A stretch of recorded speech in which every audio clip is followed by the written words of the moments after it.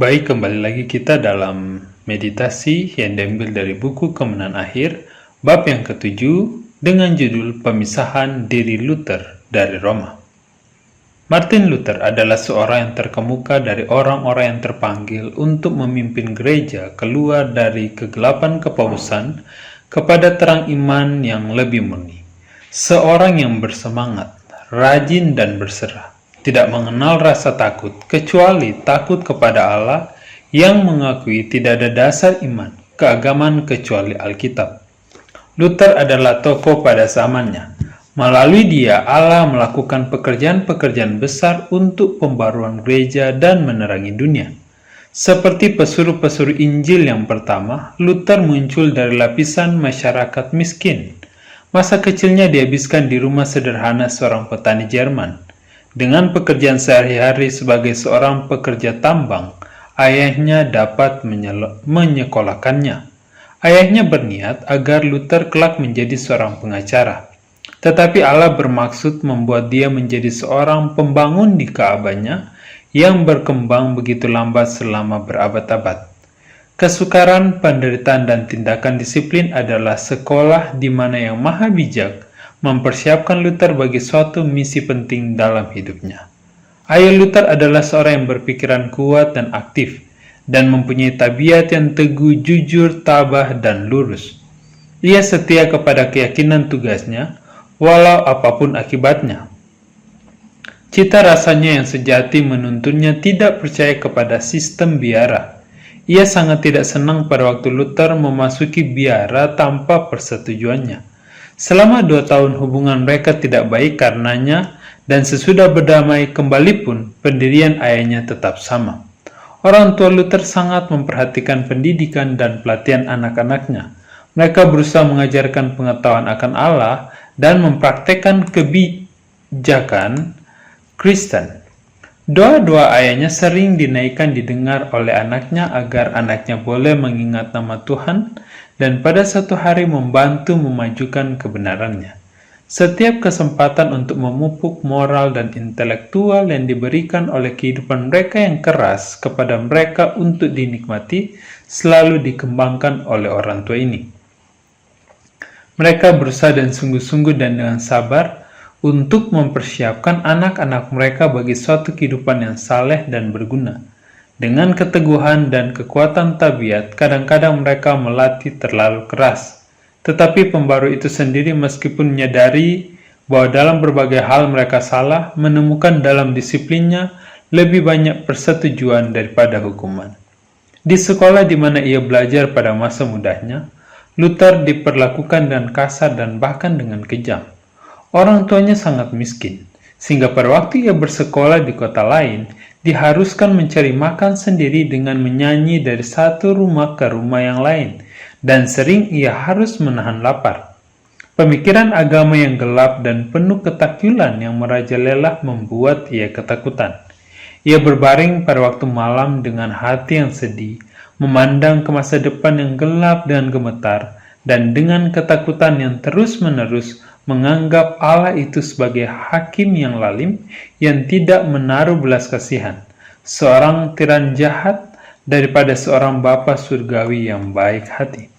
Namun, di bawah begitu banyak dan begitu besar yang membuat ia tawar hati, Luther terus berusaha maju menuju standar moral yang tinggi dan keunggulan intelektual yang menarik jiwanya.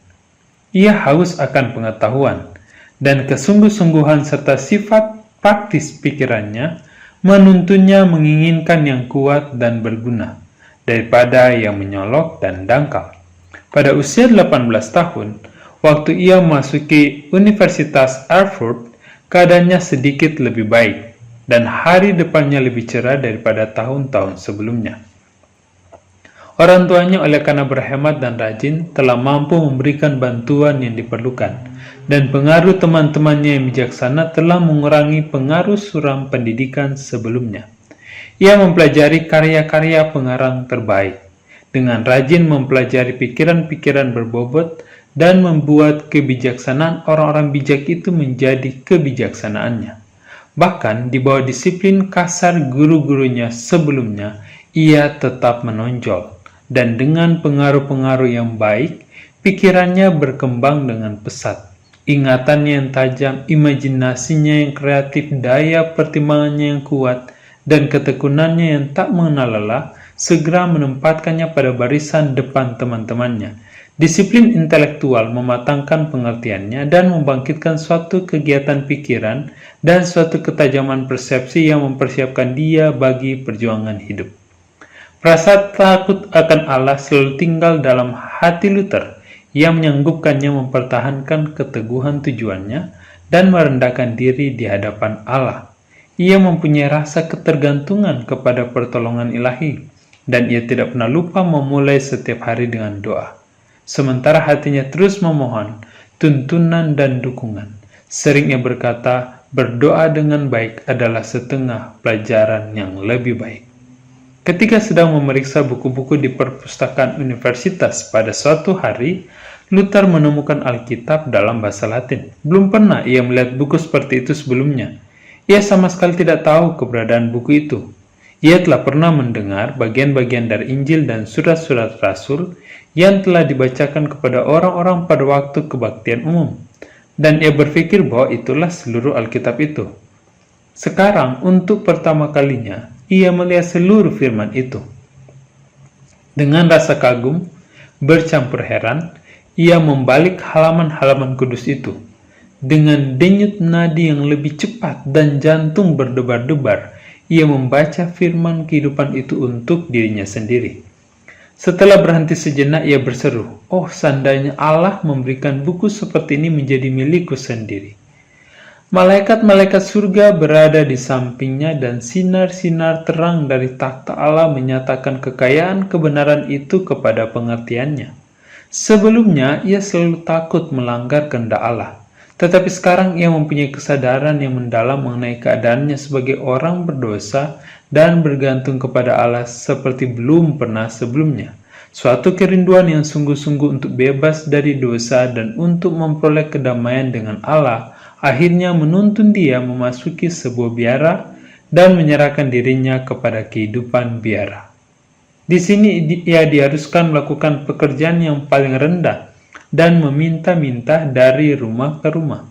Pada waktu ia berada pada tingkat umur di mana penghormatan dan penghargaan sangat didambakan, dan pekerjaan yang cocok untuk seorang hamba ini sangat melukai perasaan alamiahnya, tetapi dengan tabah dan sabar ia tahankan pekerjaan yang merendahkan diri ini, sebab ia percaya bahwa hal itu diperlukan oleh dosa-dosanya. Setiap saat di waktu senggangnya ia gunakan untuk belajar, sehingga mengurangi tidurnya, bahkan sebagian menghabiskan waktu untuk makan yang tidak mencukupi itu.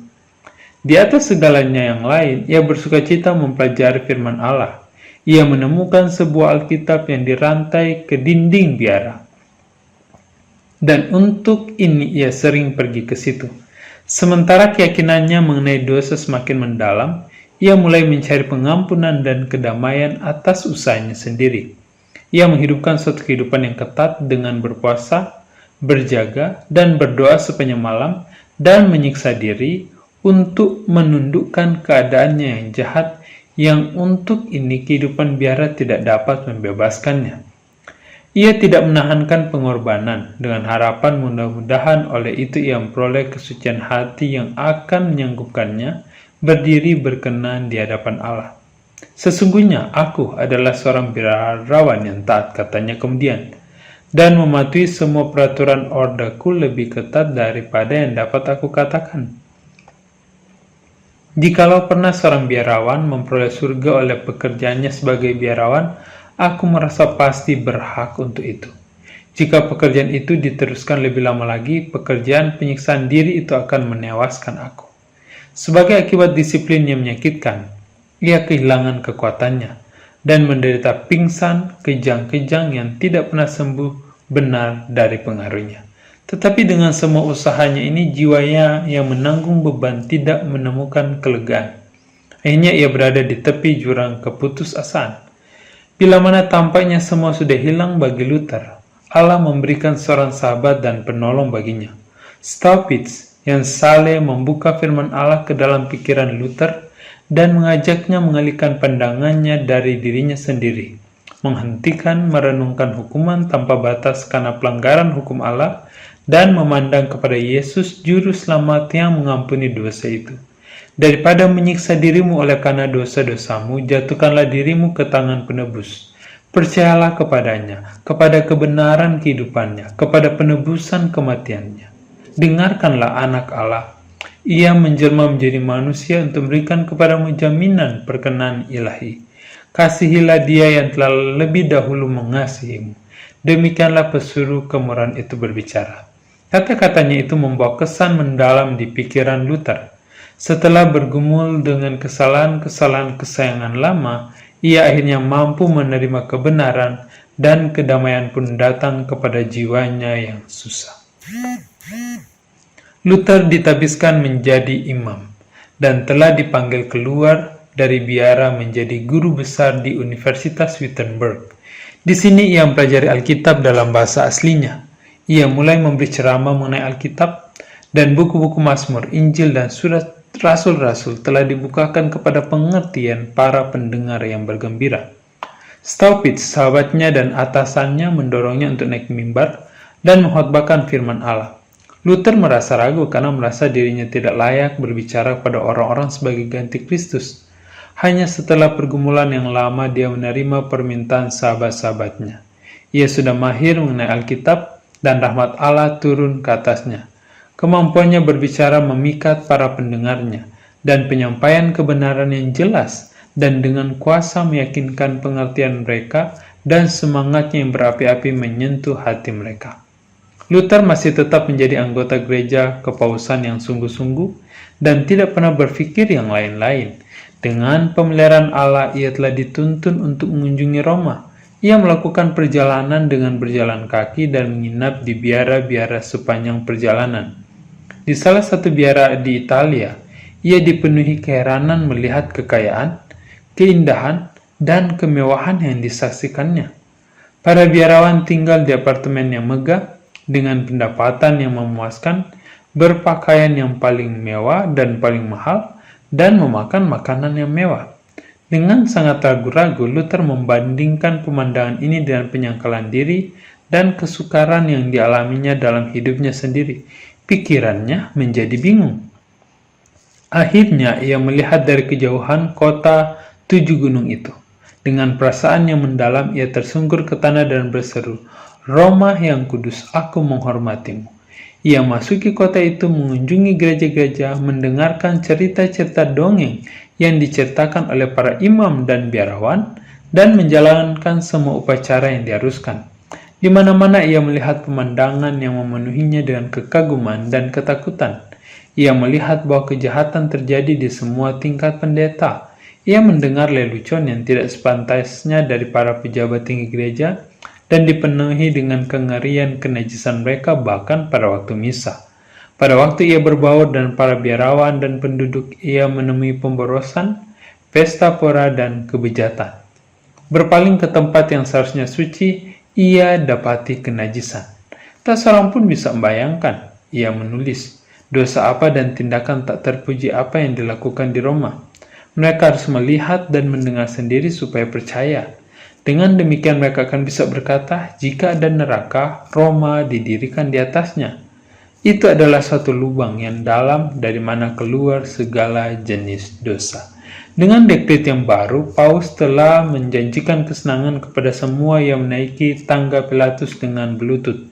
Katanya tangga itu telah dituruni oleh Juru Selamat kita pada waktu meninggalkan pengadilan Roma, dan dengan ajaib telah dipindahkan dari Yerusalem ke Roma.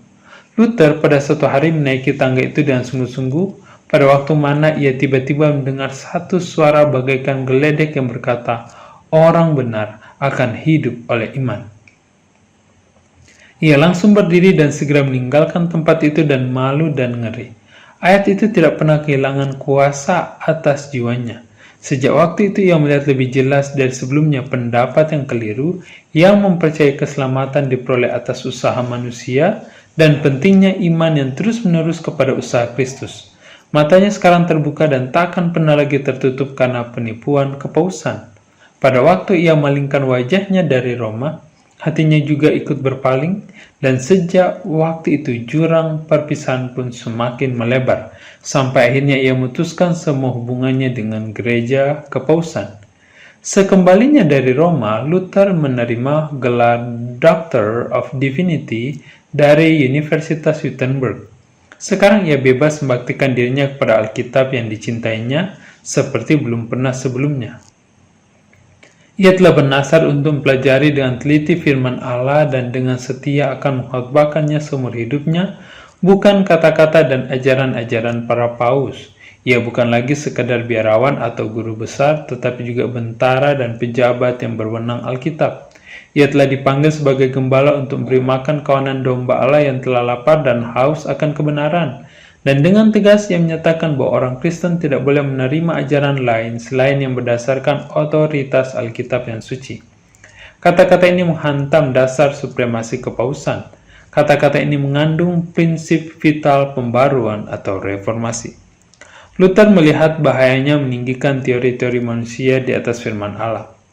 Tanpa gentar ia menyerang ketidakpercayaan pada agama yang spekulatif dari para dosen dan menentang filsafat dan teologi yang telah begitu lama mempunyai pengaruh menguasai orang-orang.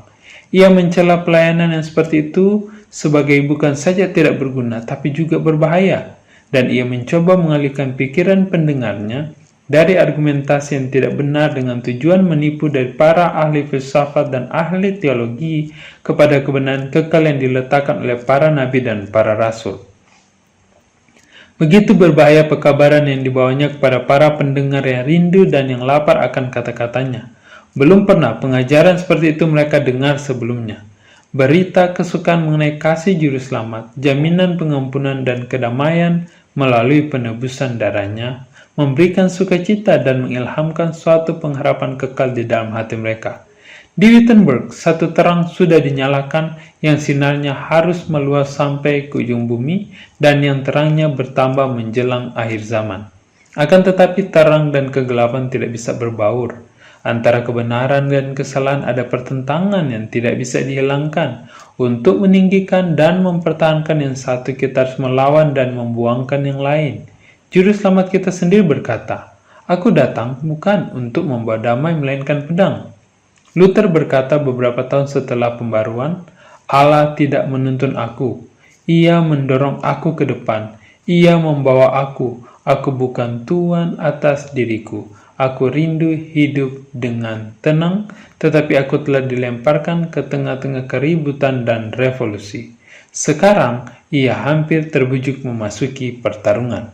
Raja Roma telah membuat rahmat Allah menjadi barang dagangan. Meja-meja penukaran uang disediakan di samping mezbah-mezbah, dan udara dipenuhi hiruk-pikuk teriakan para penjual dan para pembeli. Oleh karena kebutuhan dana yang besar untuk mendirikan gereja Santo Petrus di Roma, surat-surat pengampunan dosa telah dijual secara terbuka atas persetujuan Paus. Dengan hasil kejahatan sebuah Ka'bah akan didirikan, tempat berbakti kepada Allah, batu penjuru telah diletakkan dan upah kejahatan dan kekejaman. Tetapi cara yang digunakan untuk memperbesar kuasa dan kekayaan Roma telah menimbulkan pukulan yang mematikan kepada kekuasaannya dan kepada kebesarannya sendiri. Inilah yang membangkitkan musuh kepausan yang paling bertekad melawan dan yang paling sukses, yang menimbulkan peperangan yang menggoncangkan istana kepausan dan yang telah mendesak mahkota bertingkat 3 itu dari kepala Paus. Petugas resmi yang ditunjuk melaksanakan penjualan surat pengampunan dosa itu di Jerman, Tetzel namanya, telah dipersalahkan melakukan kejahatan terhadap masyarakat dan terhadap hukum Allah.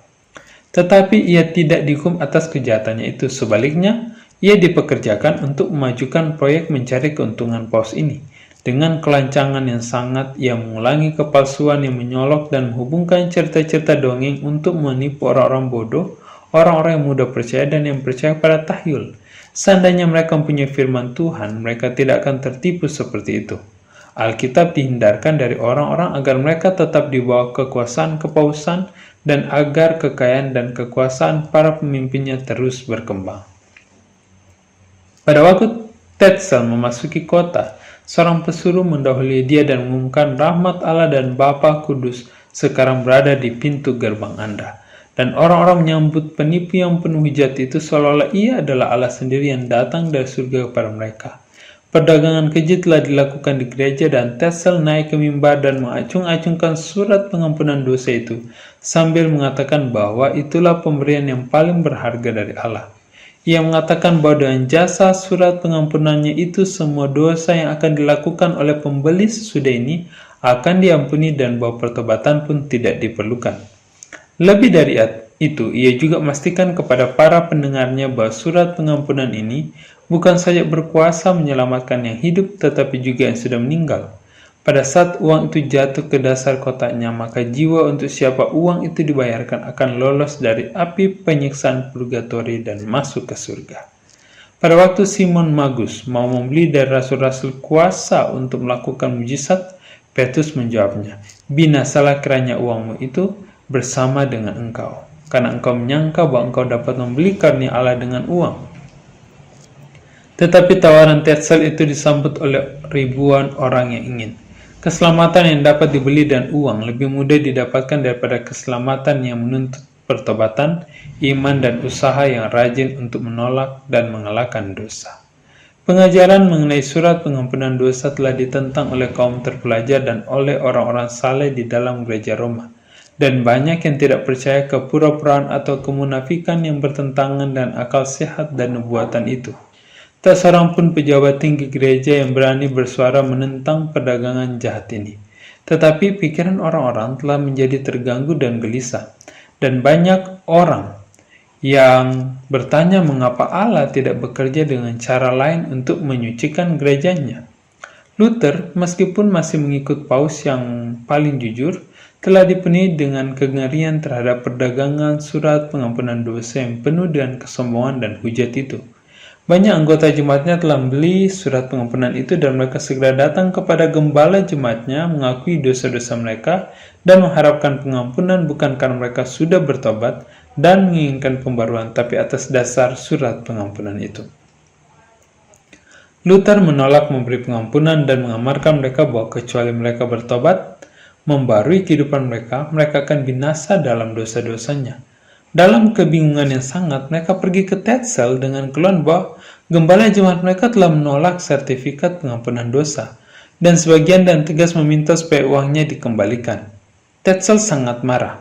Ia mengucapkan kutukan yang paling ngeri dan menyuruh menyalakan api alun-alun kota dan mengatakan bahwa ia telah menerima perintah dari Paus untuk membunuh semua bid'ah yang berusaha melawan surat pengampunan dosa yang maha kudus itu. Sekarang Luther memulai pekerjaannya dan berani sebagai pejuang kebenaran. Suaranya terdengar dari atas mimbar memberikan amaran yang sungguh-sungguh dan khidmat. Ditunjukkannya di hadapan orang-orang sifat pelanggaran dasar dan mengajarkan kepada mereka bahwa adalah tidak mungkin bagi manusia atas usahanya sendiri mengurangi kesalahannya atau menghindari hukumannya. Tidak ada yang lain kecuali pertobatan kepada Allah dan iman kepada Yesus Kristus yang dapat menyelamatkan orang berdosa. Rahmat Kristus tidak dapat dibeli. Itu adalah pemberian cuma-cuma. Ia menasihati orang-orang supaya jangan membeli surat pengampunan dosa, tetapi memandang dan iman kepada penebus yang sudah disalibkan itu. Ia menghubungkan pengalamannya yang menyakitkan, yang dengan sia-sia mencari kehinaan diri dan pengampunan untuk mendapatkan keselamatan. Ia juga meyakinkan pendengarnya bahwa barulah setelah ia melihat keluar dari dirinya dan percaya pada Kristus, ia menemukan kedamaian dan sukacita. Pada waktu Tetzel meneruskan perdagangan dan kepura-puraannya yang tidak percaya kepada Tuhan, Luther memutuskan untuk memprotes dengan lebih efektif terhadap penyalahgunaan ini. Suatu kesempatan segera didapatkan. Gereja Kastil Wittenberg yang mempunyai beberapa benda-benda kuno yang dianggap bernilai agama yang pada hari-hari besar tertentu dipamerkan kepada umum, memberikan pengampunan penuh kepada semua orang yang berkunjung ke gereja itu dan yang membuat pengakuan dosa. Sebagaimana biasanya pada hari-hari seperti itu, banyak orang yang berkunjung ke tempat itu.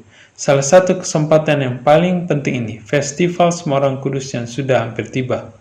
Pada hari sebelum festival itu, Luther bersama-sama dengan orang banyak yang pergi ke gereja, memakukan di pintu gereja selembar kertas yang berisi 95 dalil atau tesis yang menentang ajaran surat pengampunan dosa.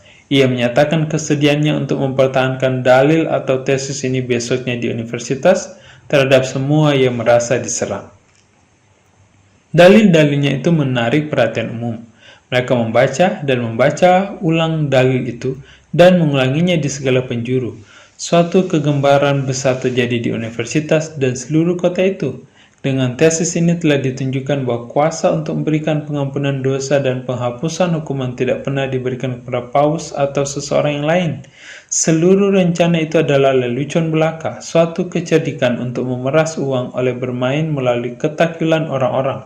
Suatu alat setan untuk membinasakan jiwa orang-orang yang mau percaya kepada dusta kepura-puraannya.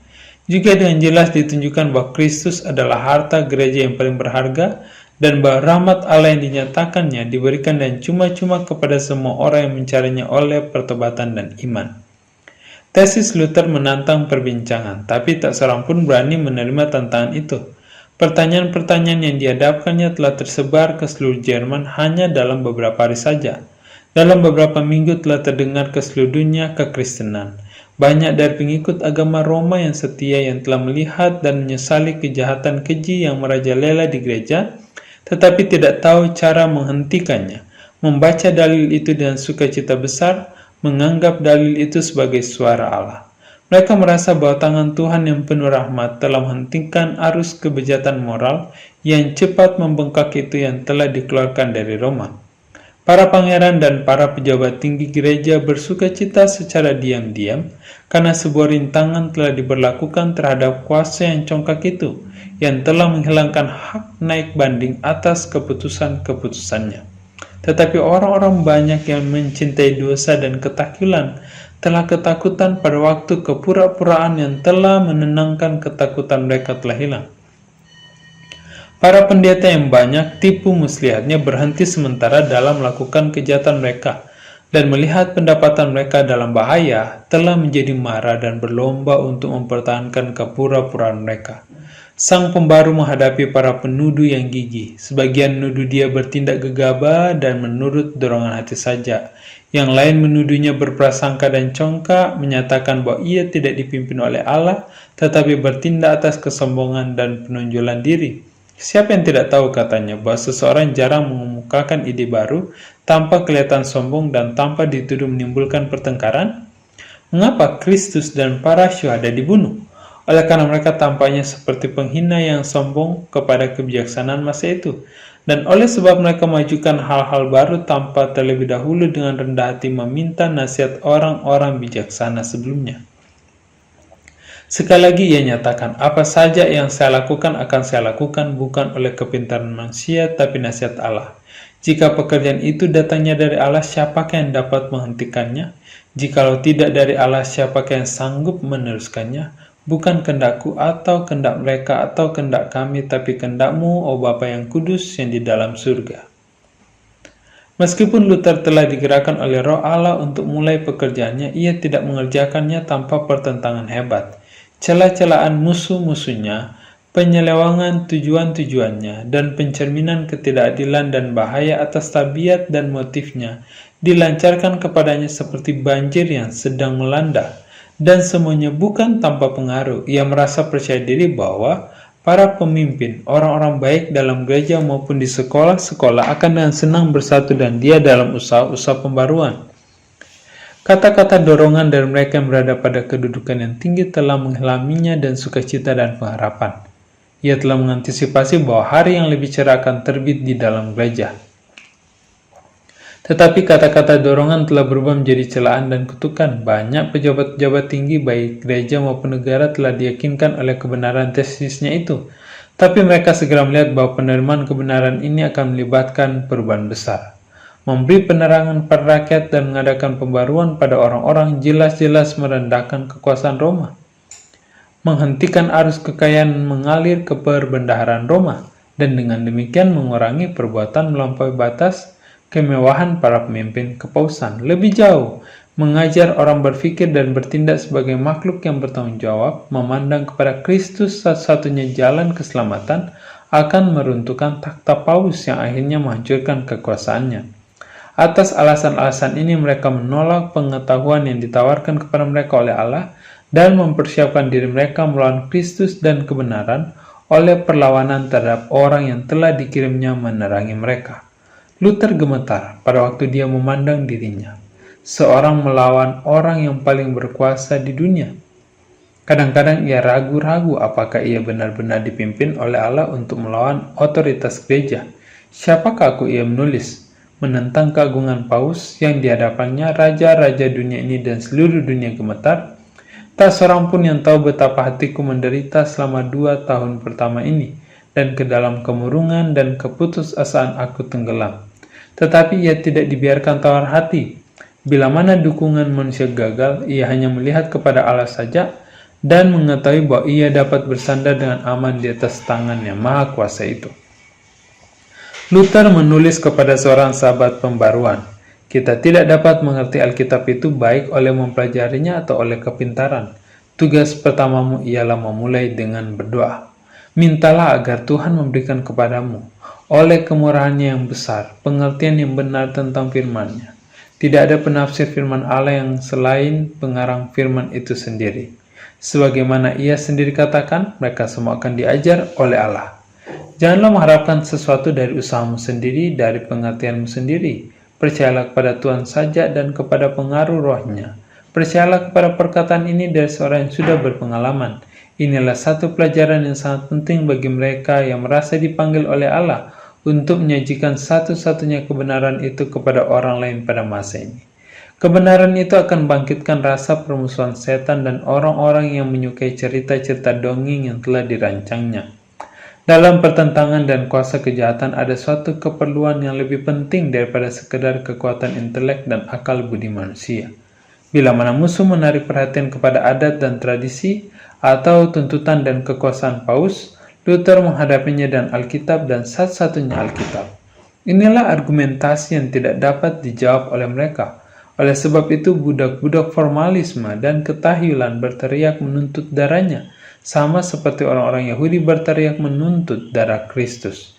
Dia seorang bid'ah, teriak orang-orang fanatik Roma itu. Adalah suatu pengkhianatan besar terhadap gereja membiarkan seorang bid'ah hidup lebih dari sejam. Dirikanlah segera tiang gantungan baginya. Akan tetapi Luther tidak jatuh menjadi mangsa keganasan mereka. Allah mempunyai pekerjaan yang akan dikerjakannya dan malaikat-malaikat Allah telah dikirimkan untuk melindunginya. Namun begitu banyak orang telah menerima terang yang berharga itu dari Luther, telah menjadi sasaran murka setan dan demi kebenaran tanpa takut menderita siksaan dan kematian. Pengajaran Luther menarik perhatian orang-orang cerdik pandai di seluruh Jerman. Dari khotbah-khotbahnya keluarlah sinar-sinar terang yang bangunkan dan menerangi beribu-ribu orang. Iman yang hidup menggantikan formalisme mati yang telah lama dianut gereja. Setiap hari orang-orang mulai tidak percaya lagi kepada ketahyulan Roma. Hambatan prasangka mulai hilang. Firman Allah oleh mana setiap doktrin dan tuntutan diuji oleh Luther, bagaikan pedang bermata dua menembusi masuk ke dalam hati orang-orang. Di mana-mana ada kebangunan, kerinduan kepada suatu kemajuan kerohanian. Di mana-mana ada kelaparan dan kehausan kepada kebenaran yang belum pernah terjadi sebelumnya selama berabad-abad. Mata orang-orang yang begitu lama ditujukan kepada upacara-upacara manusia dan pengantara duniawi, sekarang dialihkan kepada pertobatan dan iman kepada Kristus yang disalibkan itu. Perhatian orang-orang yang semakin meluas ini menimbulkan rasa takut lebih jauh pada penguasa kepausan. Luther dipanggil menghadap ke Roma untuk menjawab tuduhan bid'ah. Perintah itu membuat teman-temannya sangat merasa takut. Mereka mengerti benar bahaya yang mengancamnya di kota yang bejat itu, yang telah mabuk dengan darah para syuhada Yesus. Mereka memprotes kepergiannya ke Roma dan mohon agar pemeriksaannya dilakukan di Jerman saja. Permohonan itu akhirnya disetujui dan utusan Paus dipilih untuk mendengar kasus itu.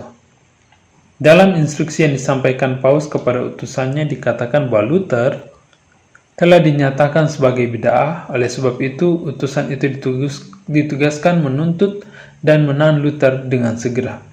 Jikalau ia tetap bertahan dan utusan itu gagal untuk menguasainya, maka utusan itu diberi kuasa untuk mengucilkan dan mengharamkan dia di seluruh bagian Jerman dan menghapuskan, mengutuk, dan mengucilkan semua orang yang berhubungan dengan dia.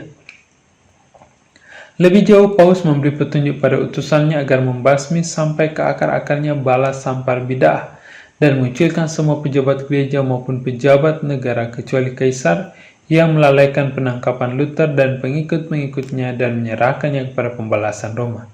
Disinilah diperagakan roh kepausan yang sebenarnya. Sedikit pun tak terdapat prinsip kekristenan atau bahkan rasa keadilan di dalam seluruh instruksi itu. Luther berada jauh dari Roma. Dia tidak mendapat kesempatan untuk menjelaskan atau mempertahankan posisinya.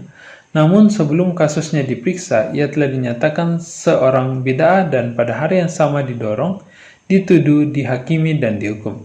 Semua ini dilakukan oleh Bapa Kudus, satu-satunya penguasa tertinggi dan mutlak di dalam gereja maupun negara. Pada waktu ini, pada saat Luther begitu membutuhkan simpati dan nasihat dari sahabat-sahabat sejatinya, pemeliharaan Allah mengirim Melanchthon ke Wittenberg. Meskipun masih muda, rendah hati, dan bersahaja, dan masih kurang percaya pada diri sendiri, tetapi pertimbangannya yang baik dan pengetahuannya dan kemahirannya berbicara digabung dengan kesucian dan ketulusan tabiatnya, Melanchthon dikagumi dan dihargai kalangan luas. Kecemerlangan bakatnya sama menonjolnya dengan kelemah lembutan watak dan tabiatnya.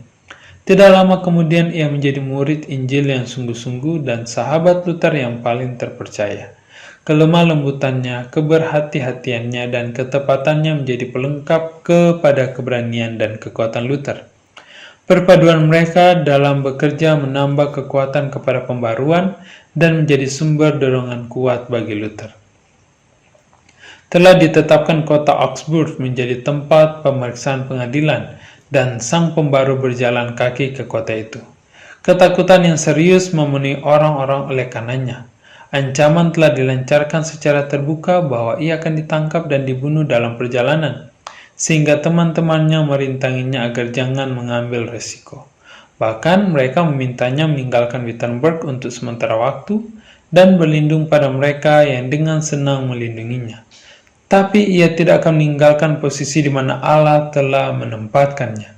Ia harus terus mempertahankan kebenaran itu dengan setia, meskipun badai memukulnya.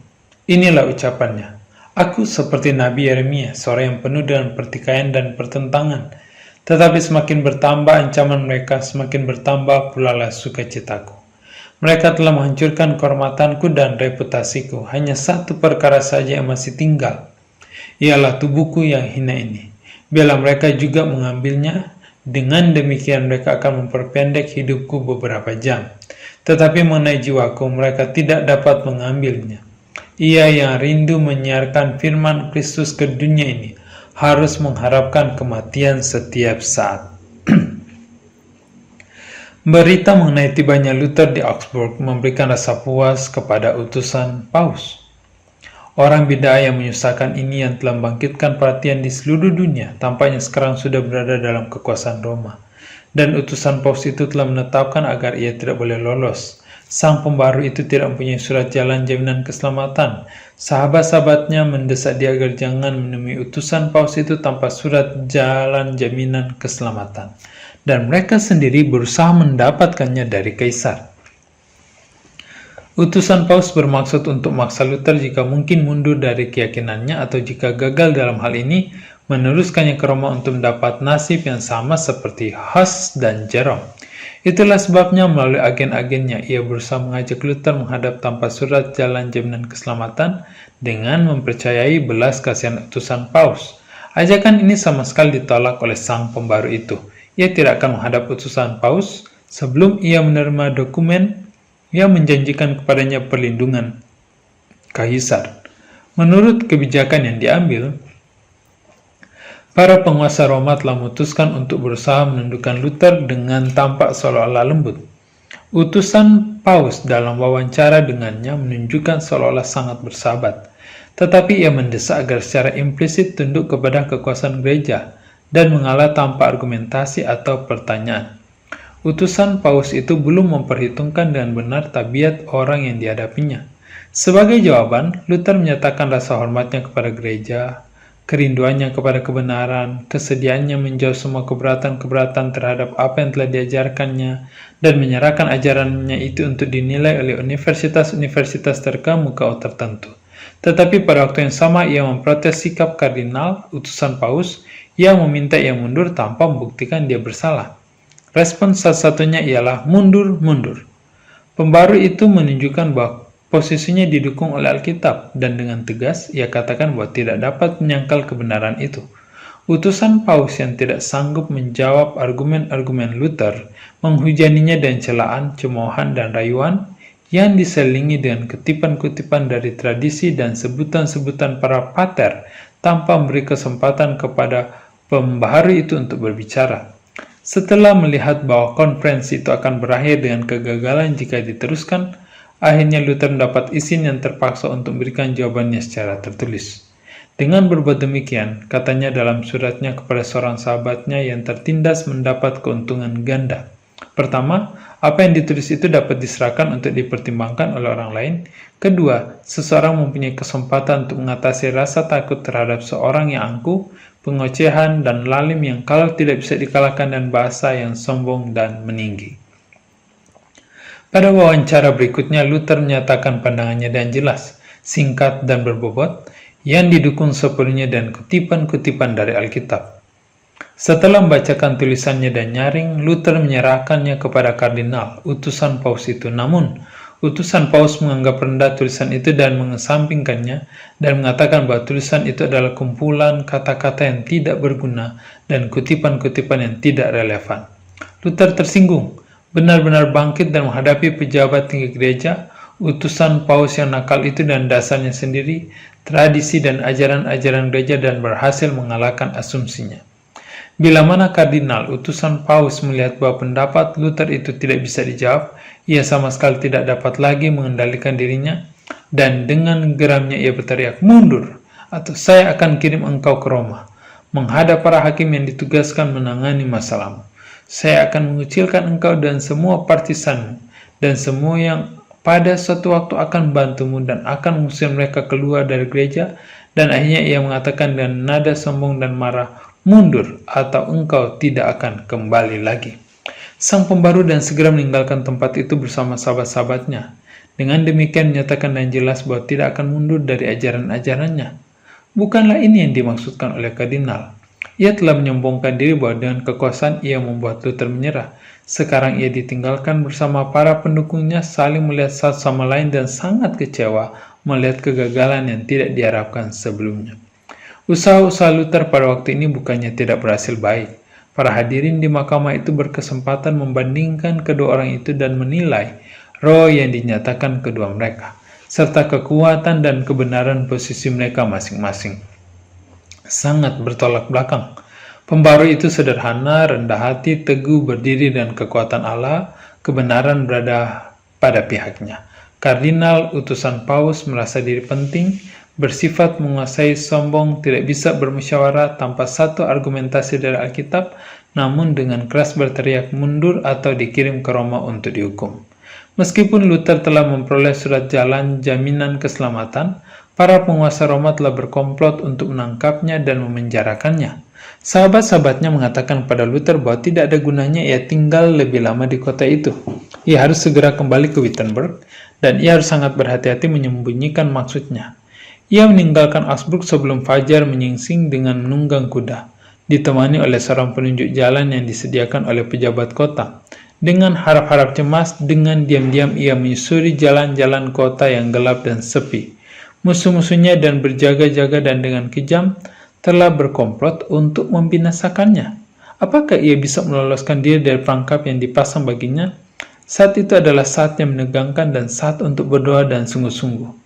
Mereka tiba di suatu gerbang di tembok kota. Gerbang itu terbuka baginya, dan bersama penunjuk jalannya melewatinya tanpa halangan. Setelah selamat tiba di luar kota, pelarian itu segera melanjutkan perjalanannya, dan sebelum utusan Paus mengetahui kepergian Luther, ia sudah jauh berada di luar jangkauan para penuduhnya. Setan bersama kaki tangannya telah dikalahkan.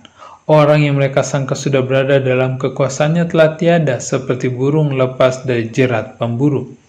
Mendengar kaburnya Luther, utusan Paus sangat kaget dan marah. Ia telah mengharapkan akan memperoleh penghargaan atas kebijaksanaannya dan keteguhannya dalam menangani pengganggu gereja itu. Tetapi pengharapannya telah pupus semua dan sangat mengecewakannya.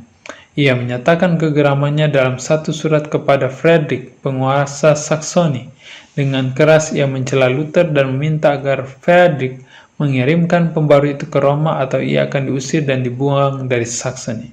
Sebagai pembelaannya, Luther meminta agar utusan Paus atau Paus sendiri menunjukkan kepadanya kesalahannya dari Alkitab dan berjanji dalam cara yang paling khidmat akan mencela ajaran-ajarannya jika ajaran-ajaran itu bertentangan dengan firman Allah. Dan ia menyatakan rasa syukurnya kepada Allah karena ia telah dianggap pantas untuk menderita oleh karenanya. Penguasa Saksoni belum begitu banyak mengetahui tentang ajaran pembaruan, tetapi ia sangat terkesan oleh keterus-terangan, kuasa dan jelasnya kata-kata Luther. Frederick berketetapan untuk menjadi pelindung Luther sampai sang pembaru itu terbukti bersalah. Dalam jawabannya kepada tuntutan utusan Paus, ia menulis, "Oleh karena Dr. Martin Luther telah menghadap Anda di Augsburg, seharusnya Anda merasa puas. Kami tidak mengharapkan bahwa Anda membuat dia mundur dari keyakinannya tanpa meyakinkannya tentang kesalahannya. Tak seorang pun kaum terpelajar di negeri kami yang memberitahukan kepada saya bahwa ajaran Luther itu tidak menghormati Tuhan, atau tidak beriman, anti-Kristen, atau bid'ah. Di samping itu, pangeran menolak mengirimkannya ke Roma atau mengusirnya dari negaranya." Penguasa Sakson melihat bahwa ada kemerosotan umum moral di masyarakat. Suatu pekerjaan besar pembaruan diperlukan. Pengaturan yang rumit dan mahal untuk mencegah dan menghukum kejahatan tidak akan diperlukan jika orang-orang mengakui dan menuruti tuntutan Allah dan suara hati nuraninya. Ia melihat bahwa Luther berusaha untuk mencapai tujuan ini dan secara rahasia ia bersukacita bahwa pengaruh yang lebih baik sedang terasa di dalam gereja. Ia juga melihat bahwa sebagai seorang profesor di universitas, Luther adalah seorang yang sukses. Baru setahun berlalu setelah Luther menempelkan tesisnya di gereja Kastil, sudah ada penurunan kunjungan peziarah ke gereja itu pada pesta hari raya seluruh orang kudus. Roma telah kekurangan kelompok orang yang datang berbakti dan kekurangan persembahan. Tetapi tempat mereka ini telah diisi oleh kelompok lain yang datang ke Wittenberg, bukan menjadi peziarah untuk mengagumi benda-benda bersejarah, tetapi menjadi pelajar-pelajar yang memenuhi ruangan-ruangan belajar. Tulisan-tulisan Luther telah membangkitkan minat baru terhadap Alkitab, bukan hanya dari seluruh bagian Jerman, tapi juga dari negara-negara lain. Mereka berduyun-duyun masuk ke universitas.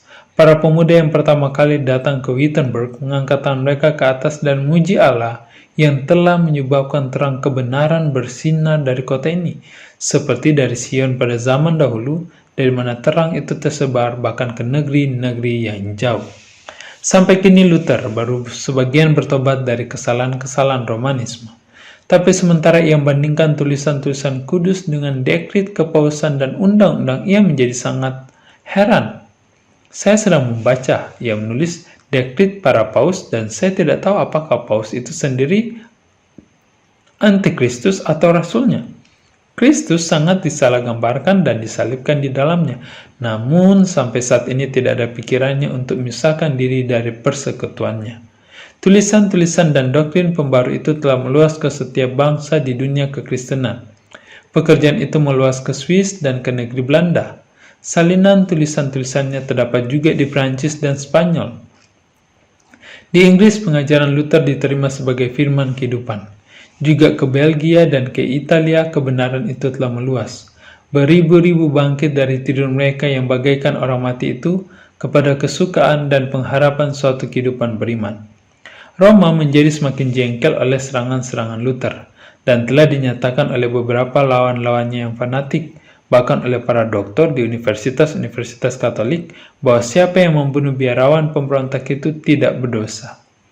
Pada suatu hari, seorang asing dan pistol disembunyikan di balik jubahnya, mendekati pembaru itu dan bertanya mengapa ia berjalan sendirian seperti itu.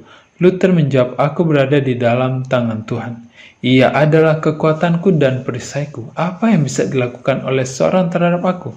Setelah mendengar perkataan ini, orang asing itu menjadi pucat pasi dan melarikan diri seperti dari hadapan malaikat-malaikat surga. Roma bertekad membinasakan Luther, tetapi Allah lah pelindungnya dan pertahanannya. Doktrin-doktrinnya telah terdengar di mana-mana, di gubuk-gubuk dan biara-biara, di kastil-kastil para bangsawan, di universitas-universitas, dan di istana raja-raja dan para bangsawan telah bangkit untuk mendukung usaha-usahanya di segala bidang. Kira-kira pada waktu inilah Luther, setelah membaca tulisan-tulisan Hus, mendapati bahwa kebenaran besar pembenaran oleh iman yang ia sendiri berusaha tinggikan dan ajarkan telah dianut oleh pembaru Bohemia. Kami semua, kata Luther, Paul, Agustin, dan saya sendiri telah menjadi pengikut Hus tanpa mengetahuinya. Allah pasti akan datang melawat dunia ini. Lanjutnya bahwa kebenaran itu telah dihotbahkan kepada dunia ini seabad yang lalu dan membakarnya. Dalam satu himbauan kepada kaisar dan para bangsawan Jerman atas nama pembaruan kekristenan, Luther menuliskan mengenai Paus. Adalah suatu yang mengerikan memandang seorang yang menamakan dirinya sendiri wakil Kristus yang memperagakan keindahan dan kemuliaan yang tak seorang kaisar pun dapat menyamainya. Apakah ini yang dikatakan seperti Yesus yang malang atau seperti Petrus yang hina? Dia, mereka katakan, adalah Tuhan dunia ini. Tapi Kristus yang diwakilinya dengan menyombongkannya telah berkata, kerajaanku bukan dari dunia ini. Dapatkah kekuasaan wakil melebihi kekuasaan atasannya yang diwakilinya? Mengenai beberapa universitas, ia menulis, aku merasa sangat khawatir bahwa universitas-universitas akan menjadi pintu-pintu neraka kecuali mereka dengan rajin menerangkan Alkitab dan mengukirkannya di dalam hati para pemuda. Saya tidak menasihati seorang pun untuk menempatkan anaknya di sekolah yang tidak meninggikan Alkitab. Setiap lembaga pendidikan di mana orang-orang tidak diisi dengan firman Allah akan korup. Himbauan ini segera beredar ke seluruh Jerman dan memberikan suatu pengaruh kuat kepada orang-orang. Seluruh bangsa itu telah digerakkan dan orang banyak bangkit berkumpul di bawah panji-panji pembaruan. Penentang-penentang Luther didorong oleh keinginan untuk membalas, memohon kepada Paus agar mengambil tindakan terhadapnya, dengan segera dikeluarkan dekret yang melarang dan mengharamkan doktrin-doktrin Luther. Diberikan waktu 60 hari kepada pembaru dan pengikut-pengikutnya. Sesudah itu jika mereka tidak menarik kembali pernyataannya, semua mereka akan dikucilkan dari gereja. Keadaan itu adalah suatu kemelut yang mengerikan bagi pembaruan. Selama berabad-abad, keputusan pengucilan Roma telah menakutkan raja-raja yang berkuasa sekalipun. Keputusan seperti itu telah membuat kerajaan yang kuat mengalami bencana dan kehancuran. Mereka yang dijatuhi hukuman pengucilan pada umumnya dipenuhi ketakutan dan kengerian. Mereka tidak diperbolehkan berhubungan dan sesamanya dan diperlakukan sebagai orang terbuang yang tidak dilindungi oleh undang-undang dan akan diburu untuk dibinasakan. Luther tidak buta terhadap topan yang akan menimpanya, tapi ia tetap teguh, percaya kepada Kristus yang akan menjadi penopangnya dan perisainya. Dengan iman dan keberanian untuk mati syahid atau menjadi syuhada, ia menulis, apa yang akan terjadi aku tidak tahu atau aku tidak peduli untuk mengetahuinya. Biarlah pukulan itu menghantam kemana ia mau menghantam, aku tidak takut. Tidak selai daun pun yang jatuh tanpa kehendak Bapa kita. Betapa dia lebih memeliharakan kita adalah satu perkara enteng untuk mati demi firman itu, karena firman yang telah menjadi daging itu sendiri juga telah mati. Jikalau kita mati bersama dia, kita akan hidup bersama dia. Dan melalui apa yang dia telah lalui sebelum kita akan berada di mana dia ada dan tinggal bersama dia selama-lamanya.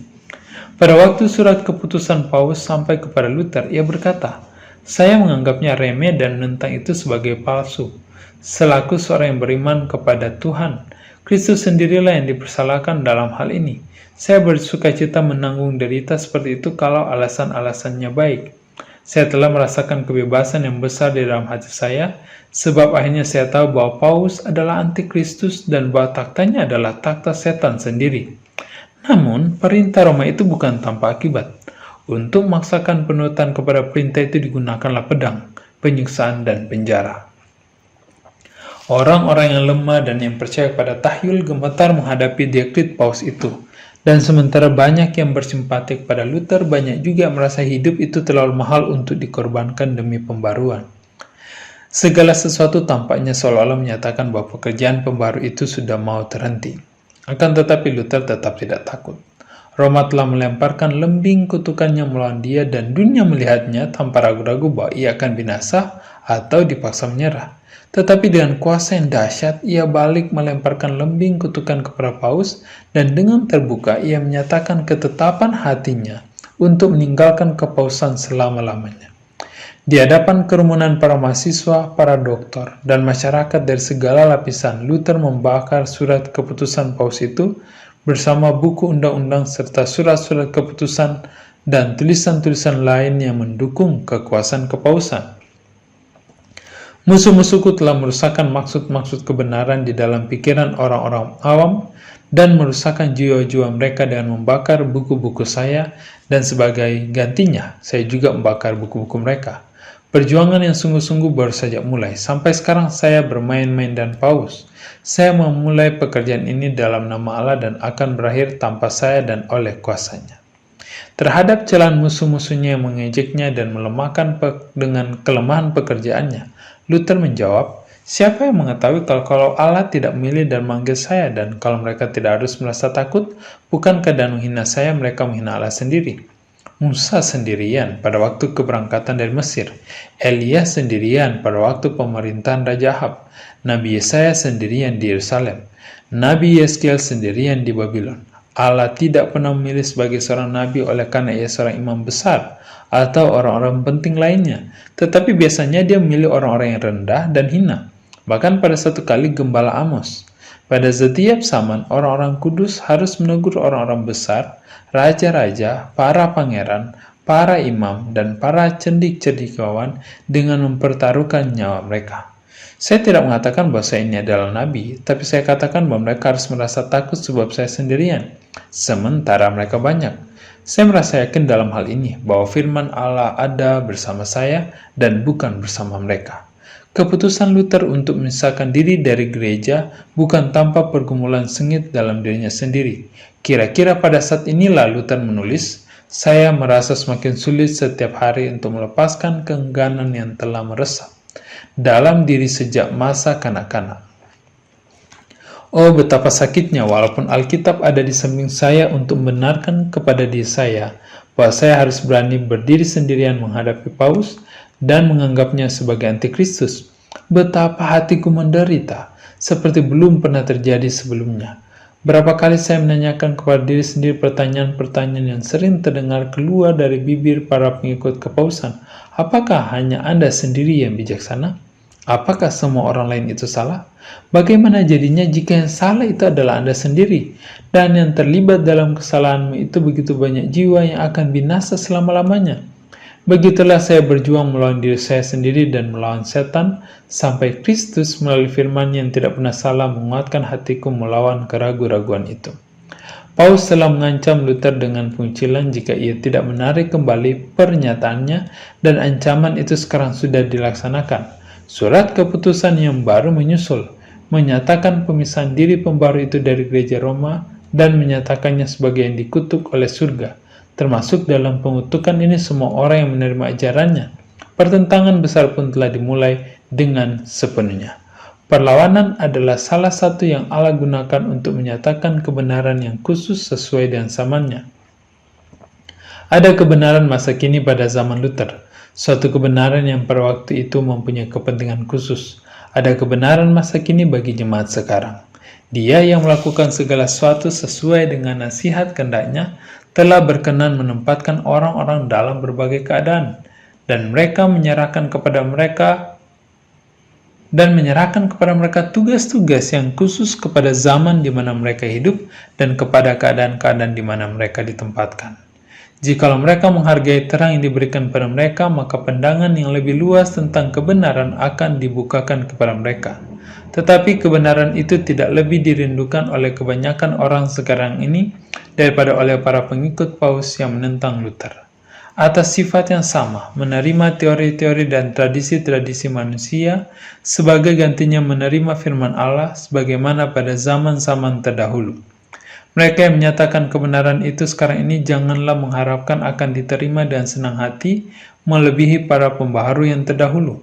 Pertentangan yang besar antara kebenaran dan kesalahan, antara Kristus dan setan, akan semakin bertambah hebat menjelang penutupan sejarah dunia. Yesus berkata kepada murid-muridnya, "Sekiranya kamu dari dunia, tentulah dunia mengasihi kamu sebagai miliknya. Tetapi karena kamu bukan dari dunia ini, melainkan Aku telah milik kamu dari dunia ini, sebab itulah dunia membenci kamu. Ingatlah apa yang telah kukatakan kepadamu. Seorang hamba tidak lebih tinggi daripada tuannya. Jikalau mereka telah menganiaya Aku, mereka juga akan menganiaya kamu. Jikalau mereka telah menuruti firman-Ku, mereka juga akan menuruti perkataanmu." Sebaliknya Tuhan kita menyatakan dan jelas, "Celakalah kamu jika semua orang memuji kamu, karena secara demikian juga nenek moyang mereka telah memperlakukan nabi-nabi palsu." Roh dunia ini tidak lebih selaras dengan roh Kristus sekarang ini daripada zaman dahulu. Dan mereka mengkhotbahkan firman Allah dalam kemurniannya sekarang tidak akan diterima dan lebih baik sekarang ini seperti juga dahulu. Bentuk-bentuk perlawanan kepada kebenaran itu bisa berubah. Permusuhan mungkin kurang terbuka karena lebih halus, tetapi antagonisme yang sama akan terjadi dan akan dinyatakan pada akhir zaman. Demikian